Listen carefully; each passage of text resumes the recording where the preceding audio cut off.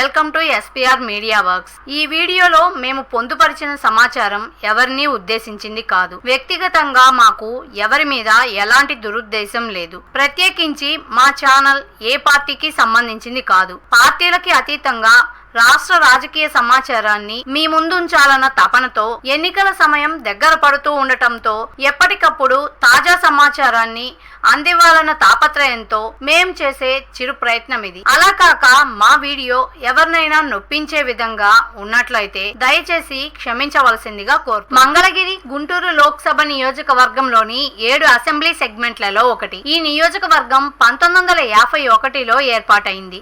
2019 నాటికి నియోజకవర్గంలో మొత్తం 2,68,429 మంది ఓటర్లు ఉన్నారు. 2019 ఎన్నికలలో వైసీపీ నుండి గెలిచిన ఆళ్ల రామకృష్ణారెడ్డి ఈ నియోజకవర్గం యొక్క ఎమ్మెల్యేగా ఉన్నారు. అయితే ఆయన పార్టీ మారటంతో తన పదవికి రాజీనామా చేశారు. గతంలో చంద్రబాబు నాయుడు తన తనయుడిని భవిష్యత్తు ముఖ్యమంత్రిగా పేర్కొని ఇక్కడ నుండే పోటీ చేయాలని భావించారు. అందుకే మంగళగిరి నియోజకవర్గంలో ఎన్నికలంటే ఎప్పుడూ తీవ్ర ఉత్కంఠ నెలకొంటుంది. 2014 ఎన్నికలలో వైసీపీ అభ్యర్థి ఆళ్ల రామకృష్ణారెడ్డి, టీడీపీ అభ్యర్థి గంజి చిరంజీవి, సిపిఎం అభ్యర్థి జేవి రాఘవులు మరియు సిపిఐ అభ్యర్థి ముప్పాళ్ల నాగేశ్వరరావులపై 12 ఓట్ల మెజారిటీతో గెలుపొందారు. 2019 ఎన్నికలలో వైసీపీ అభ్యర్థి ఆళ్ల రామకృష్ణారెడ్డి, టీడీపీ అభ్యర్థి నారా లోకేష్, సిపిఐ అభ్యర్థి ముప్పాళ్ల నాగేశ్వరరావు, బీజేపీ అభ్యర్థి జగ్గారపు రామ్మోహనరావులపై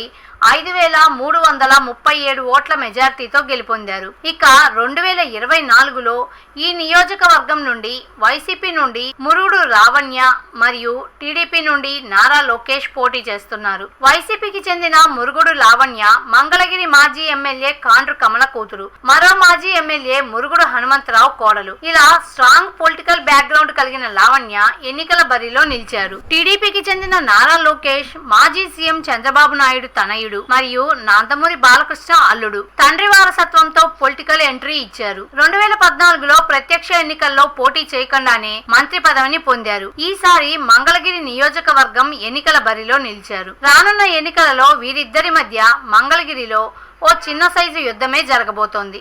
ప్రజాస్వామ్యం వర్ధిల్లాలన్నా, మన జీవితాలు తలరాతలు మారాలన్నా అది కేవలం ఒక్క ఓటుతోనే సాధ్యం. మనం వేసే ఓటు మన భవిష్యత్తును, రాబోయే తరాల మనుగడను నిర్ణయిస్తుంది. అంతేకాదు మన ఓటుతోనే నవ సమాజం నిర్మితమవుతుంది, ఇంకా దేశ దిశ దశను మారుస్తుంది. ఓటు అనే 2 అక్షరాల పదం దేశ చరిత్రనే మార్చేస్తుంది. కేంద్ర ప్రభుత్వం జనవరి 25ను జాతీయ ఓటర్ల దినోత్సవంగా ప్రకటించింది. కుల, మత, ప్రాంత, లింగ, జాతి, భాష అనే భేదం లేకుండా దేశంలో నివసించే 18 సంవత్సరాలు నిండిన పౌరులు అందరికీ భారత రాజ్యాంగం ఆర్టికల్ 326 ద్వారా ఓటు హక్కును కల్పిస్తుంది. ప్రజాస్వామ్యాన్ని గౌరవించాల్సిన బాధ్యత ప్రతి పౌరుడిపై ఉంది. ప్రజాస్వామ్యానికి ఓటే పునాది. దేశ రాష్ట్ర భవిష్యత్తును నిర్ణయించేది ఈ ఓటే. అలాంటి ఈ ఓటును డబ్బుకు, మద్యానికి అమ్ముకోకుండా భారత ప్రజాస్వామ్య పరిరక్షణ కోసం ప్రతి ఒక్కరూ తప్పనిసరిగా తమ ఓటు హక్కు వినియోగించుకోవాలి.